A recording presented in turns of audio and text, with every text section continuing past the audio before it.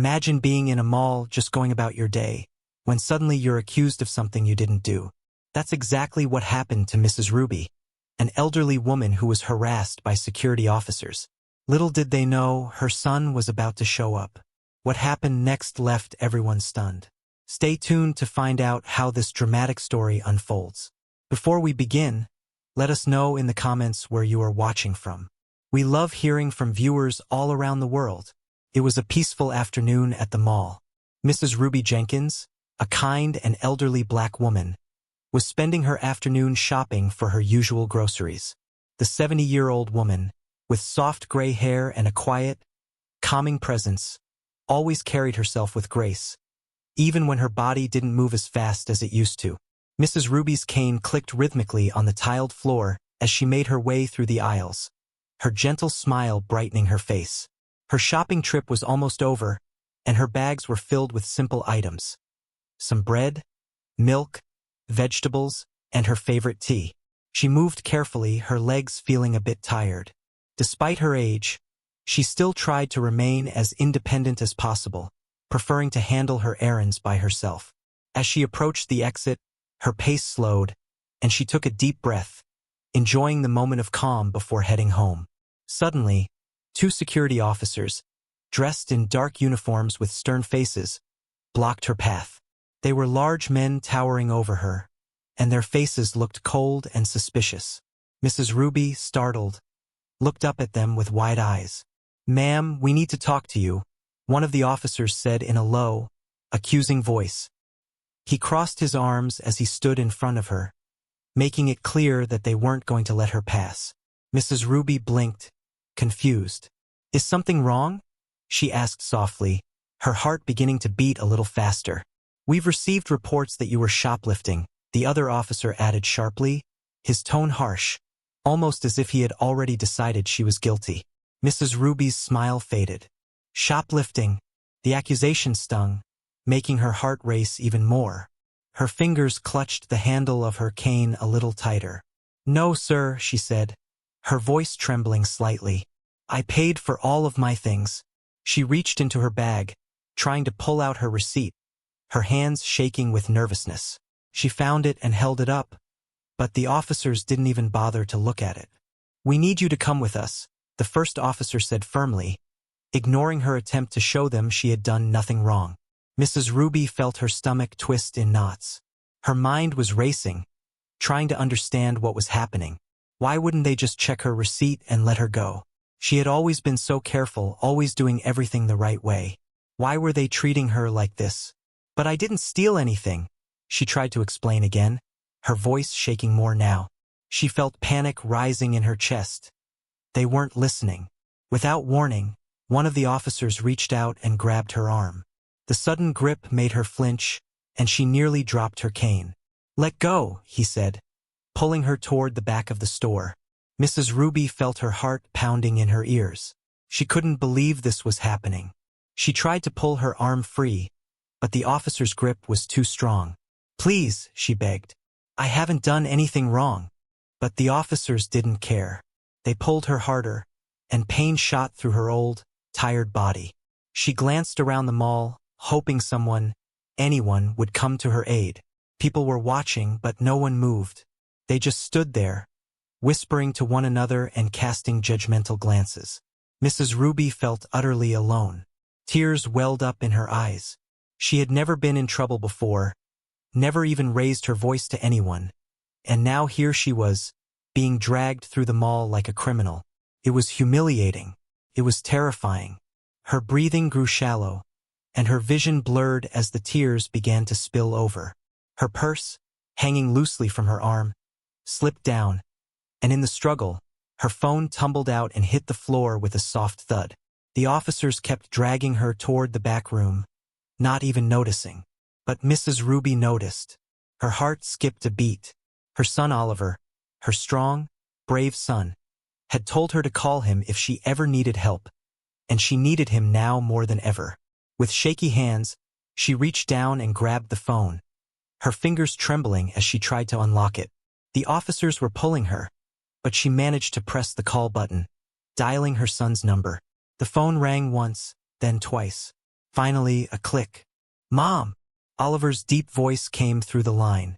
Mrs. Ruby's voice trembled as she whispered into the phone, her tears now streaming down her face. "Oliver, please come. They're hurting me. I don't know what to do." She could barely get the words out, but Oliver understood. "I'm coming, Mom. Hold on. I'm coming."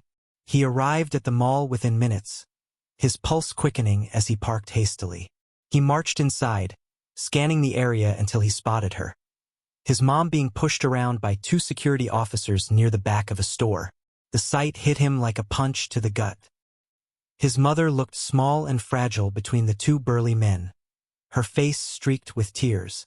They had their hands on her, gripping her arms and dragging her toward a back room like she was a criminal. His heart thundered with a mixture of rage and sorrow. His sweet mother, who had never hurt a soul, was being treated like this. A fire ignited in his chest, but he knew he had to stay calm. Oliver inhaled deeply, steadying himself. He couldn't let his emotions take over. He was trained for high-pressure situations, and this was no different. But deep inside, his heart was screaming as he made his way toward them. His eyes never left the officers. His steps were firm, his fists clenched by his sides. He could feel his blood boiling, but his face remained stone cold.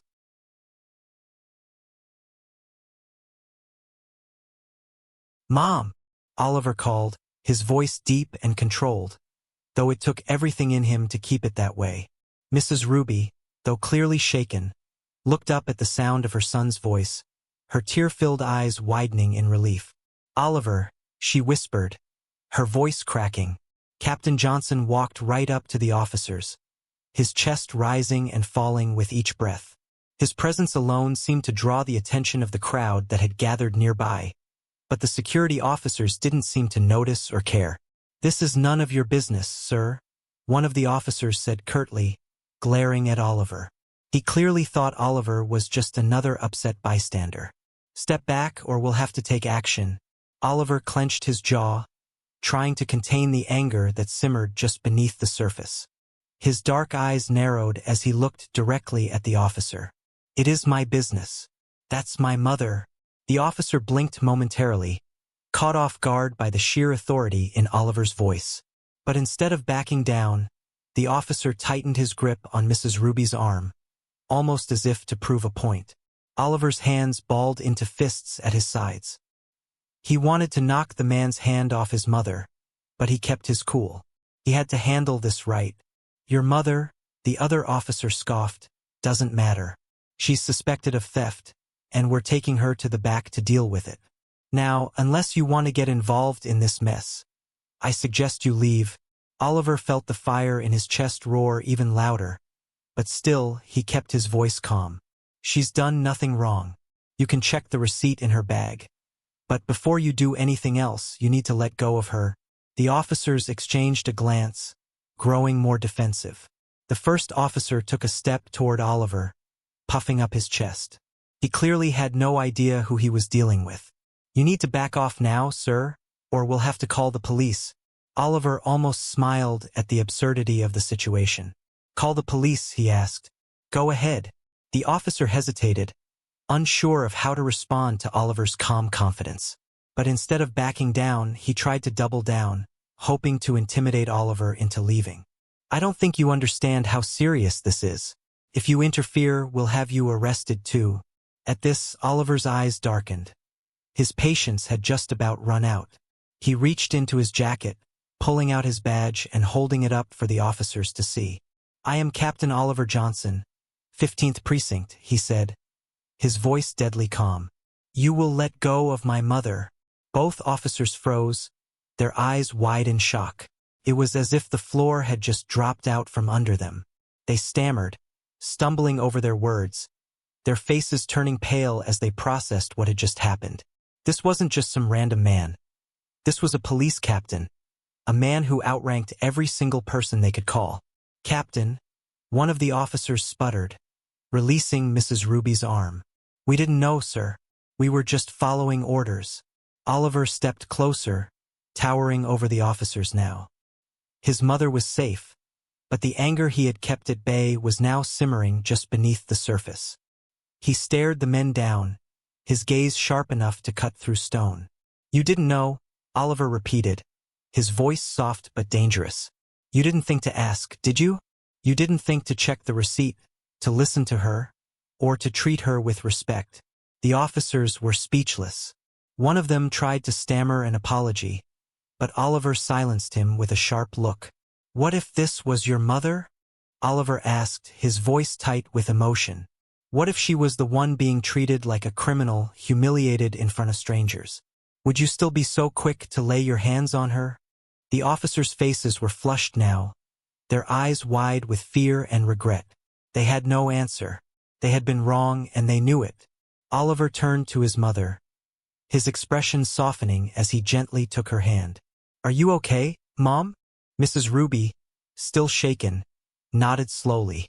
"I'm okay now, Oliver," she whispered, her voice trembling. Oliver squeezed her hand reassuringly and then turned back to the officers. "You'll be hearing from Internal Affairs about this," he said coldly. "Get out of my sight." Without another word, the officers backed away, their heads hung low in shame. Oliver wrapped his arm around his mother's shoulders and led her out of the store. His heart still pounded in his chest, but his mother was safe, and that was all that mattered.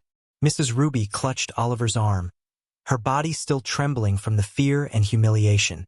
She looked up at him, her voice barely a whisper. "Thank you, son," she said, her eyes brimming with tears.